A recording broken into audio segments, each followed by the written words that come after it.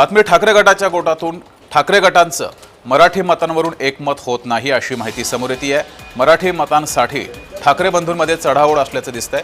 मुंबईतल्या लालबाग परळ या भागामध्ये जास्तीत जास्त जागा या आपल्या पक्षाच्या पदरात पडाव्यात यासाठी ही चढाओढ सुरू झालेली आहे अशी माहिती समोर येते आहे। अधिक माहिती घेऊया, आपले प्रतिनिधी शुभम उमाळे आपल्यासोबत जोडलेत। शुभम, ठाकरे गटाच्या युतीबाबत अद्यापही संभ्रम आहे, जागा वाटप सुद्धा अद्याप झालेलं नाही अशीही माहिती समोर येते आहे। मराठी मतांवरून एकमत होत नाहीये का? जगदीश, खरं तर एकीकडे दोन्ही ठाकरे बंधू यांचं बरेच दिवसांपासून चर्चासत्र हे काय थांबता दिसताना झालेलं आहे। याच्यामध्ये युतीची घोषणा ही लवकरच होणार असं समजतंय, पण त्याआधी मात्र जागांचा तिढा जो आहे तो एक समोर येताना दिसून येत आहे।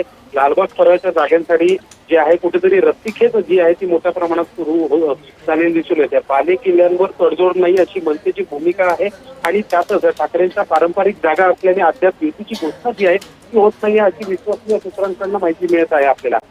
आज शिवतीर्थावरील भेटीनंतर युतीच्या चर्चांना वेग आला असला तरी मनसेने आपली अटी स्पष्ट केल्याची माहिती दिसत आहे आणि याच्यामध्ये आम्हाला जास्तीत जास्त जागा नको, पण आमच्या प्रभावाच्या जागांवर तडजोड करणार नाही असा ठाम सूर मनसेकडनं लावण्यात आलेला आहे। पक्षाकडून 40 ते 50 निर्णायक जागांवर जो आहे तो दावा याच्यामध्ये करण्यात आलेला आहे।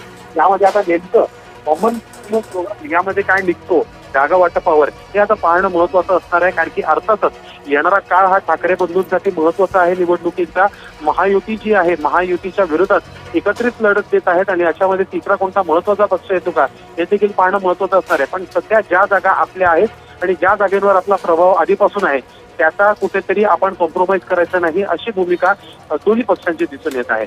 मात्र शुभम, लालबाग परळ या भागामध्ये दोनही पक्षांची ताकद आहे, मराठी बहुल मतदार मोठ्या संख्येनं या परिसरामध्ये आहेत। या सर्व पार्श्वभूमीवर एकमत होईल, एकमेकांसाठी काही जागा सोडल्या जातील। अर्थातच आहेत त्या पहिल्या फळीवर सुरू आहेत असं म्हणण्यासारखंच नाही, पण येणाऱ्या काळामध्ये पुन्हा एकदा उद्धव ठाकरे राज ठाकरे हे एकत्र येऊ शकतात आणि जागा वाटपाचा तिढा ज्या ज्या जागेवर बाकी असेल त्यावर देखील चर्चा करताना दिसून येऊ शकतात।